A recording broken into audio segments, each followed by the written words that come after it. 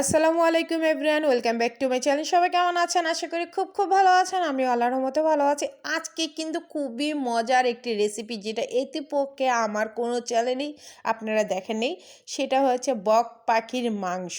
আপনারা তো শুনেই বুঝতে পেরেছেন। আর দেখেন রান্নাটা কতটা সুন্দর হয়েছে। আর এই বক পাখির রান্নাটা আমি কিভাবে বক পেয়েছি, এটাই আপনাদের সাথে সবার কাছে শেয়ার করব। আর আমার না অনেক দিনের ইচ্ছে আজকে পূরণ হলো। আমার খুবই ইচ্ছা ছিল ছোটোবেলা থেকে আমি বক পাখির মাংস খাবো। জানি এটা ভালো না, তারপর আপনাদের কাছে শেয়ার করব। আর এটা রান্নার রেসিপিটা পুরাটাই আপনাদের দেখাচ্ছি। তো এই যে প্রথমে দেখেন বক পাখির মাংস, আর বগের গলা কিন্তু একদম বড় বড় থাকে। দেখেন এখানে বড় বড় করে বক পাখির গলাগুলা নেওয়া হয়েছে, আর রানগুলা দেখছেন। তো এই যে পাখির মাংসটা কিন্তু নিয়ে আসছে আমার শ্বশুরবাড়ি থেকে আমার হাজব্যান্ড, কারণ আমার বড় ভাসুরের ছেলে ও বক পাখি মেরেছিল আর কি। তো আমি আসলে মেবি জানি না। তারপর আমার হাজব্যান্ড যখন গিয়েছিল তখন বলল যে তোমার চাচিমারও ছোটোবেলা থেকে খেতে খুবই মন চাচ্ছিল, তো ওর ঘরে ছিল, তো ও আমাকে 3টা বক পাখি দিয়ে দিয়েছে। আমি এখানেই রান্না করব। তো এখানে পেঁয়াজ নিয়েছি আমি পুরা 2 কাপের মতন। পেঁয়াজটা একটু বেশি করে নিয়েছি, আর টমেটো কুচি করে নিয়েছি।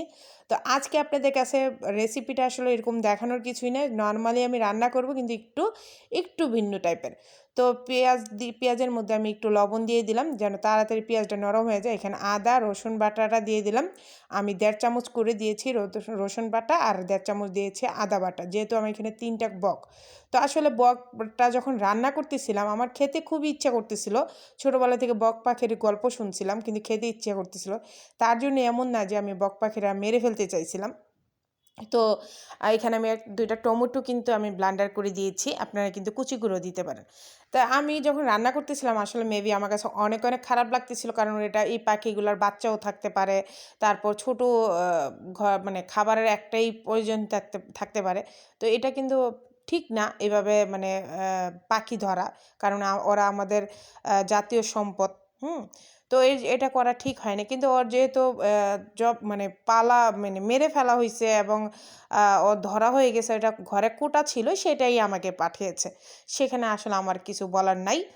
তো যাই হোক, কিন্তু আমার শখের তো 80 টাকা, এটা যে লাস্টে আমার পূরণ হয়েছে। যদি থাকে নসিবে আপনি আপনি আসিবে, এরকম টাইপের কিছু আর কি। তো আমার নসিবে ছিল, তাই বক পাখির মাংসটা আমি খেতে পারলাম আলহামদুলিল্লাহ। তো এখানে আমি আদা বাটা রসুন বাটা, তারপর জিরা মরিচ, তারপর ধইনা, হলুদ সবগুলো 1.5 চামচ করে দিচ্ছি। আর মরিচটা আপনারা ঝাল মতো যা যার পছন্দ মতো দিবেন। আমি মরিচটা এখানে 2 চামচ দিয়েছি, আর সবগুলো আমি পরিমাণ মতন দিয়েছি। আপনারা যতটুকু রান্না করবেন একটু কি আপনারা দিবেন। তারপর এখানে মশলাটা যখন আবার তেলে উঠে গেছে, আমি মশলাটা সুন্দর করে কষিয়ে নিচ্ছি আর কি। আর আমি ফার্স্ট টাইম বক পাখি রান্না করতেছি, তো বক পাখিটা ভালো করে ধুয়ে তারপর রান্না করছি। আর বকের মধ্যে মাংসই বা কতটুক বলেন। এই যে দেখেন, এত ভালো লাগতেছিল যে আমি খেতে পারবো, কিন্তু আবার যখন রান্না করতেছিলাম তখন আমার নিজের কাছে অনেক খারাপ লাগতেছিল যে পাখিগুলো মুক্ত আকাশে উড়ে বেড়াবে, ঘুরে বেড়াবে, এইটাই ঠিক। আসলে আমাদের কিছু লোভী মানুষের জন্য আসলে এই পাখিগুলো কিন্তু বাদ হয়ে যাচ্ছে, বিলুপ্ত হয়ে যাচ্ছে আর কি।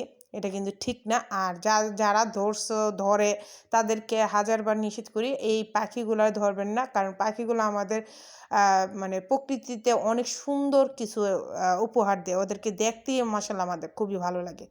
তো যাই হোক, খাওয়ার সময় দেখা যায় একটু ভালো লাগবে, কিন্তু ওরা যখন বাচ্চা দিবে, ওরা যখন মুক্ত আকাশে ঘুরে বেড়াবে, আমাদের কত উপকার আসবে সেটা দেখে বুঝে আপনারা কিন্তু প্রকৃতিগুলার নষ্ট করবেন না। তো যাই হোক, এদিকে আমি পাখিটা কিন্তু ভালো করে কষিয়ে নিয়েছি, আর কষিয়ে নিয়ে তারপর কিন্তু আমি একটু পানি দিয়ে দিব।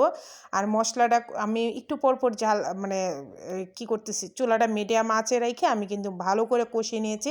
তারপর তেল ওঠার পরে কিন্তু আমি আবার একটু পানি দিয়ে দিলাম। পানিটা অল্প দিয়েছি, কারণ বগের মাংস নরম, আর এই অল্প পানিতেই হয়ে গেছে। আমি কিন্তু কষানোর সময় কিন্তু ভালো করে একদম পুরো আধা ঘন্টার মতন কষিয়ে নিয়েছি। তারপর সিদ্ধ হয়েছে, অল্প একটু পানি দিয়ে আমি আবার ঢাকনা দিয়ে ঢেকে দিচ্ছি। তো এই যে দেখেন, ফাইনালি আমার রান্নাটা কিন্তু কমপ্লিট। টমেটো দেওয়াতে কিন্তু মশলাটা এত সুন্দর গ্রেভি আইছে, গ্রেভিগুলো দেখেন এত ঘন হয়েছে আলহামদুলিল্লাহ। আর এত সুন্দর একটা ঘ্রাণ, আপনাদের কি বলবো। আমার যে বক খাওয়ার কি যে একটা ইচ্ছা ছিল ছোটোবেলা থেকে, কিন্তু আমার রান্না করার সময় আমার অনেক খারাপ লাগছে, এইটাই বাস্তব কথা। আর আমার সুন্দর সুন্দর ভিডিওগুলো পেতে আপনারা প্লিজ আমার চ্যানেলটা লাইক শেয়ার কমেন্ট এবং সাবস্ক্রাইব করতে একদম ভুলবেন না। পাশে থাকা বেল বাটনটা অল দিবেন যেন ভিডিও ছাড়ার সাথে সাথে আপনাদের কাছে চলে আসে। আর যারা আমার ফেসবুক পেজ থেকে দেখতেছেন প্লিজ প্লিজ আমার চ্যানেলটা একটু ফলো আর একটু শেয়ার দিয়ে দিবেন। আপনাদের সুন্দর সুন্দর কমেন্টগুলো আর আশা করি আপনাদের কমেন্টের উত্তর দিতে আমি একদম বসে থাকি। তো দেখেন ফাইনালি আমার রান্নাটা হয়ে গেছে আর আমার রান্নাটা দেখেন কতটা সুন্দর হয়েছে মাশাআল্লাহ।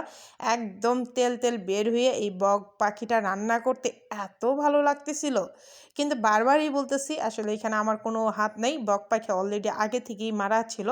আমি কিন্তু পাখি দেখেছেন আমার পালা পাখিও আমি কিন্তু ছেড়ে দিয়েছি। তো এমন না যে আমার জন্য বক পাখি ধরছে তারপর আমাকে দিছে, এরকম না। ওরা আগেই ছিল ফ্রিজে, তারপর আমাকে সেটা দিয়েছে। তো ফাইনালি আমি একটু ভাত নিয়েছি, রান 2টা নিয়েছি। রানগুলো দেখেন কত সুন্দর। যাই হোক আমি এখানে নিয়ে বিসমিল্লাহ বলে খাওয়া শুরু করব। মানে আমার জীবনের লাইফের ফার্স্ট আমি এই বক পাখি, মানে ছোটোবেলা থেকে সবাই শুনেছি। কে কে খেয়েছেন বক পাখির মাংস অবশ্যই আমাকে কমেন্ট করে জানাবেন। আমি বিসমিল্লাহ করে মুখে নিব। বিসমিল্লাহ। আহারে কি যে মজা! মানে কি এদিকে আমার মায়াও লাগতেছে, আবার এদিকে আমি খেতে পেরে আমার কাছে অনেক ভালো লাগছে। আর বক পাখির মাংসটা কিন্তু একটু শক্ত রান্না করেছি, কিন্তু একদম নরম হয়েছে। তো আজকের মতন এখানে বিদায়। নেক্সট ভিডিওতে দেখা হবে। আল্লাহ হাফেজ।